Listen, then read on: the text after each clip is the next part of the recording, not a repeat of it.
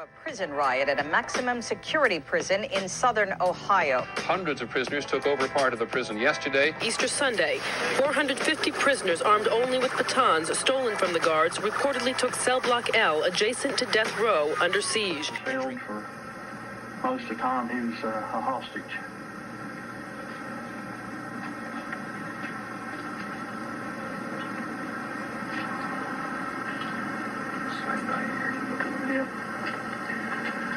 Okay, there on the wall you'll see, let me get up on this bed here a little bit. It says Seal Ratcliffe, clock number 617, hostage in the SOCF riot from 4/11/93 to 4/23/93. 24-hour protection to keep my life during this riot. Thank you, Aryan Brotherhood.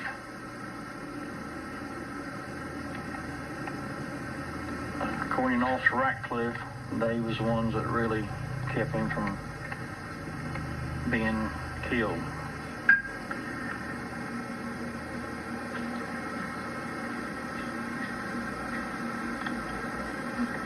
Okay, I'm going to pause here. Look at this again. This is not progress with regards to the prison official. Now, here's what I'm going to do. I got a CO sitting here. I'm going to let you talk to him. Who am I going to speak with? This is Officer Clark. This is a sign of good faith on our part. This is Daryl Clark Jr. What these guys are doing, now listen to me. I'm listening to every fucking word I'm telling you guys, I'm listening to you. Okay. Now, these guys has risked their lives to protect us. You understand? I hear you. They've been giving us food. They've been giving us clothing. They've been making damn sure no one comes near us. We have not been touched in no way that you're thinking of. That's good. We appreciate that. We want and you safe. safe. Okay, they want Clark. it up to the news and had that broadcasted, and it's over with. Okay, Officer Clark. We're going to try to get that. We want to get that. Now, I've heard you guys say that stuff before, and you never have come through that shit. I want your word, man. These inmates have gave me their word that nothing's going to happen to us, and by God, they can keep it. I'm going to give you my word, Clark, that I'm going to do my best to get this worked out and work with these people.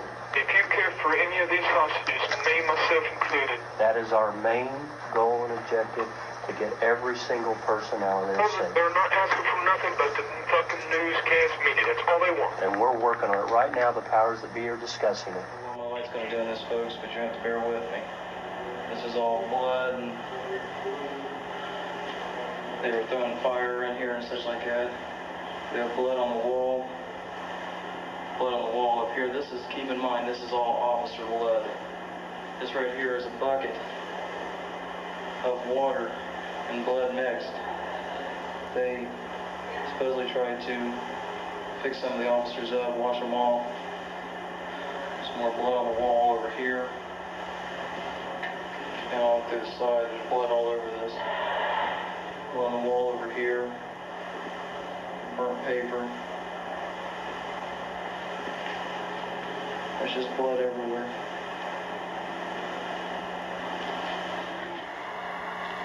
This is where Officer Mike Hensley was kept. Yes, Officer Hensley is a chain smoker. I think he was even more so during this. 2 state employees. It ain't over. I'm gonna have to get a little closer. This camera's not focusing in too well.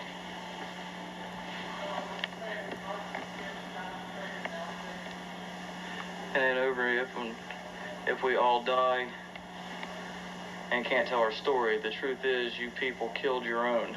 Don't treat prisoners like some animals. Excuse me, like stupid animals. It could have happened. It could happen again. Lucasville rioters, 1993. Cops, read this. Your lives could depend on it next time.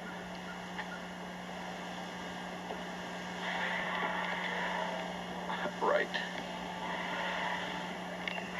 Another little practice shots. This is just unreal. Yeah, I came back here, folks, just for your amusement. I'm going to go back out through L5.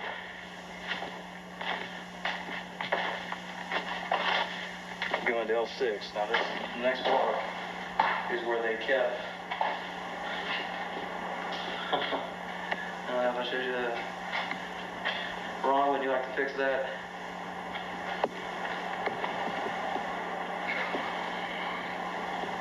Back out to the corridor. Nice little uranic breeze flowing here.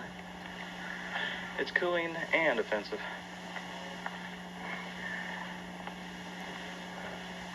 SOCF and threatened by Warden Arthur Tate with abusive force. He demanded no punishment for the inmates involved in the uprising.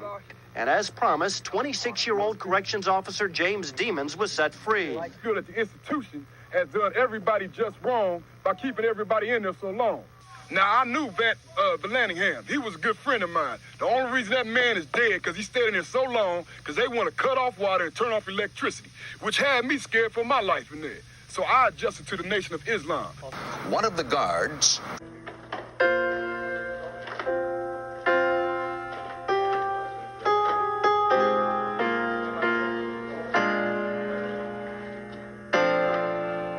that won't be tolerated. Prison authorities say they will be prosecuted. The guard murder was senseless, and not only was I troubled by his murder, other people was troubled by his murders as well. One in particular I can recall was George Skatzes. He was deeply troubled by the guard being executed.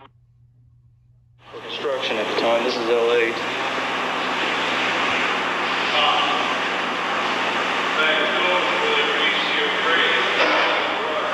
Where what? Yeah. Were you went out there and got him, didn't you? Yeah. This is one of the officers that got Howard Fraley out of the back of L8. He was in working L4 that day. They would put a stretcher in this back room back through here.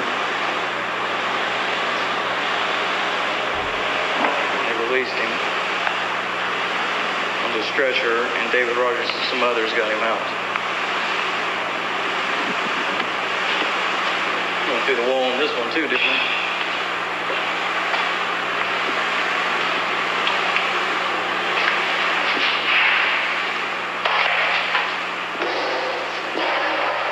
On this side, this door right here, which is padlocked now,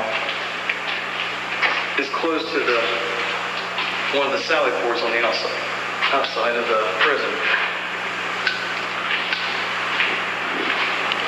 And they picked it because it was closest so he can get out here and be in line of flight. He was busted up very badly. But if you notice, not too many of these cells were trashed. The main thing on these were the windows. Got underway. Other prisoners had other problems with the prison official because of the physical abuse, the racial insults, and other problems that was going on in the institution. They took this opportunity to make it a full-scale riot. There's word tonight of a prison riot at a maximum security prison in southern Ohio. Hundreds of prisoners took over part of the prison yesterday. Easter Sunday, 450 prisoners armed only with batons stolen from the guards reportedly took cell block L adjacent to death row under siege. On the sheets, a threat to kill one of their 8 hostages if prison officials refuse to meet their demands. So when the media read that and they was talking to the spokesperson, name was Tess Unwin, they asked her about the threat that the prisoner made, and she was basically saying, that is the language of prisoners. We can expect that. It's a standard threat. It's nothing new. We're going to kill a hostage. Prisoners heard that over their operated radios, and from my understanding, because I was not present during the time that actually took place, but Lavelle became highly upset as a result. He took it upon himself to become a renegade to prove a point. Do you know what organization I represent? Yes, I do, Lavelle. I know you. One day after prisoners threatened the Aryan Brotherhood, the Black Gangster Disciples, and the black inmates of Muslim faith against an administration. The African-American prisoners involved had come to George. Is getting out of control. It's turning into a race riot. Would you, George, address the prisoner body, and in particular the white prisoners? It is not a racial issue.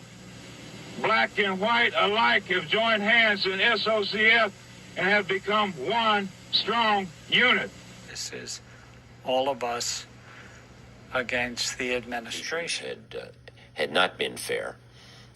And the principal problem with them was that the prosecution was armed with nuclear weaponry, and the defense lawyers had slingshots.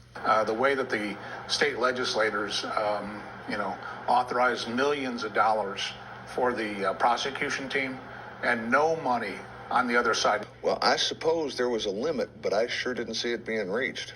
The prosecution had the benefit of all of the law enforcement resources of the FBI, the Ohio Highway Patrol. They had government-funded agency, the county prosecutor, the police, that can go out and get whatever kind of testing it might need to get done. We also very quickly realized that there was going to be a shortage of funds for any type of experts that we needed, that we'd have to fight for everything that we got. We had a client facing several felony charges, a capital murder count. There were 4 or 5 cases joined together, including his, and as I recall, they allocated a total of $1,000 for an investigation to be done by the defendants. It was just woefully inadequate. In addition, there were special counsel who were paid handsome hourly rates to prosecute the prisoners. I was getting paid $60 an hour. So it doesn't take a whole lot of time to end up with $100,000 at $60 an hour.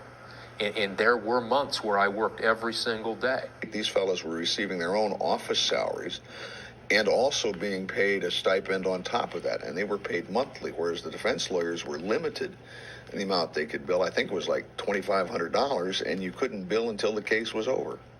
It's really no business of the court what the executive does with its resources.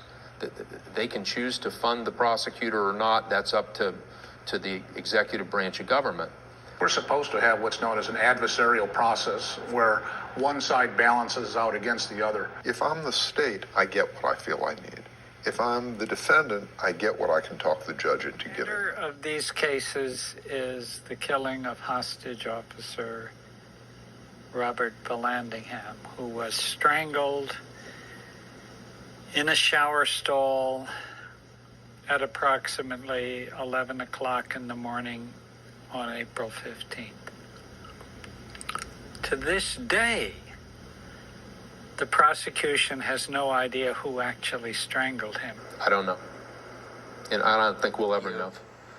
For instance, I don't know that we will ever know who hands-on killed the corrections officer, Vallandigham. But you, of course, would not go to that person and say, we'll let you plead to a felony 5 if you'll tell us everything you know. I have never been as sure of an historical conclusion as I am of the proposition that it was Anthony Lavelle who killed the officer, which is supported by the testimony under oath of a dozen different prisoners, black, white, before, after.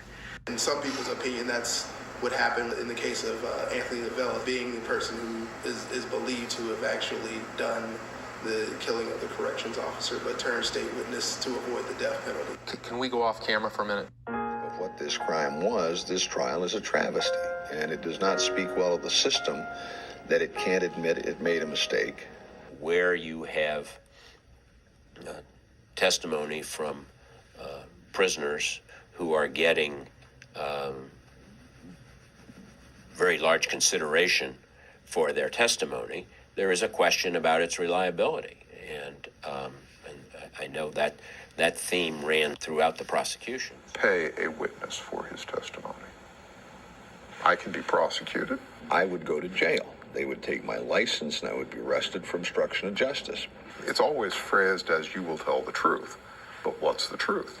Who gets to decide what the truth is as part of the deal? And the answer to that is the prosecutor gets to decide.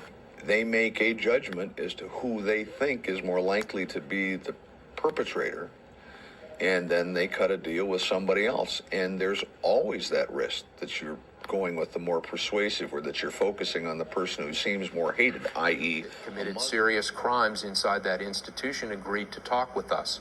And we knew the evidence that we had against them. We knew the testimony that they had to offer, and informed decisions were made by the prosecution about who to strike a plea deal with and who not to. Are there some people that got out of there without the sort of punishment that they would get in a perfect world? Of course. Institutions were so flawed, so dependent on the deliberate solicitation of perjury, the browbeating of prisoners to the point that they became snitches, that they ought all to be thrown out. These men should not be on death row. These men should not be in solitary confinement. They should be held as heroes, because they were the negotiators in the uprising. They prevented more deaths.